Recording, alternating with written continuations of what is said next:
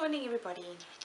So I have been after a pot like this for many years, and I have seen a few on the market, but they're very generic in the sense that it's that cookie cutter feel where every single one is exactly the same.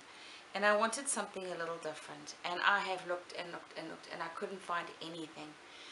And then just by pure accident I was on Facebook and I saw this company that make terracotta or clay pots, and I thought I would approach them and find out what they could do for me.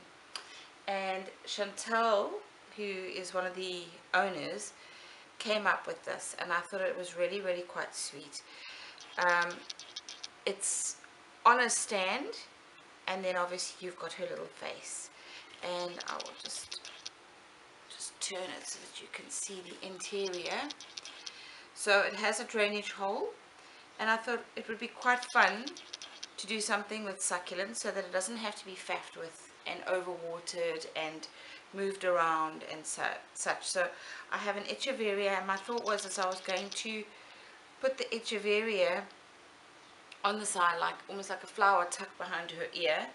And then I have got the Sedum, which is called Little Master, and this can hang down as hair. And then I've got other Echeverias that I'm going to tuck in, and we'll see how we go from there.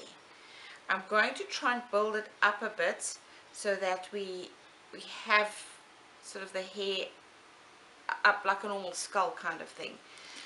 So what I'm going to do is I don't use sandy soil. I use good soil. Even though we have succulents, my reasoning is that I water less. So, and it's got pieces of bark and so forth, but I just believe that if we can give them a good start, they will thrive. So I'm going to put the Echeveria in first, and I don't want to go too much over her eye.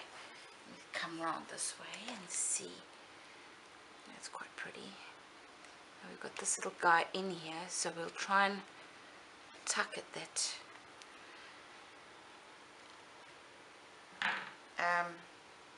Right, I think that actually looks quite nice like that.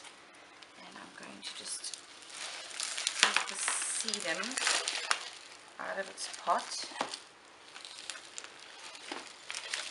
The nice thing is that it will spread. I've got my coffee here, I'll just be careful that I don't put sand in the coffee. I don't want it covering her eyes too much. Those are quite a cute feature, and her little rosy cheeks. And I have to come walk around that side and see if I like how it's sitting. The nice thing is you can move things around. This sedum will spread. It will. Yeah. Let's see. What is that? A bark or a bug? Okay, so there are roots here. Give her a bit of a fringe. What do you think? I think I'll tuck another Echeveria in there, maybe a really coloured one. Let's see. The nice thing about Echeverias is that if they do happen to lose leaves, like, let's try this, maybe that, and then I'll just put an extra bit of soil in there because I've got to build it up a bit. So let's just stick some soil in there.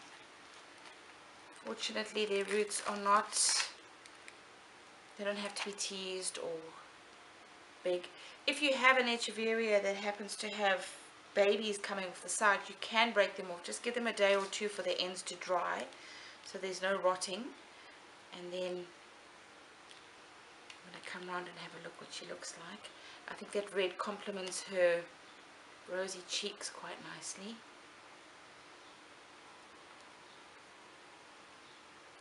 Put some more sand in here.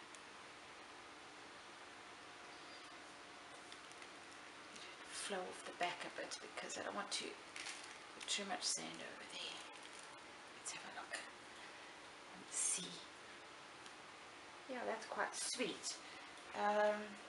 Maybe a few more Echeverias in the front. Let's fill up some more sand here.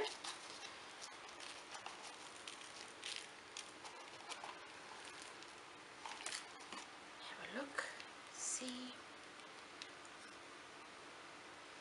Obviously this one is going to get as big as that, but when that happens we'll always just clean up the pot a bit, clean the Echeverias up, and any succulents that need a bit of grooming. Oops. If a leaf like this falls off, don't throw it away. All you do is just put it on the pot light, on the pot flat, and the babies will start, the roots will go down and the babies will start growing up. I've grown many succulents that way. Alright, let's see. That one's more for the benefit of this side. Let's get a couple more Echeverias.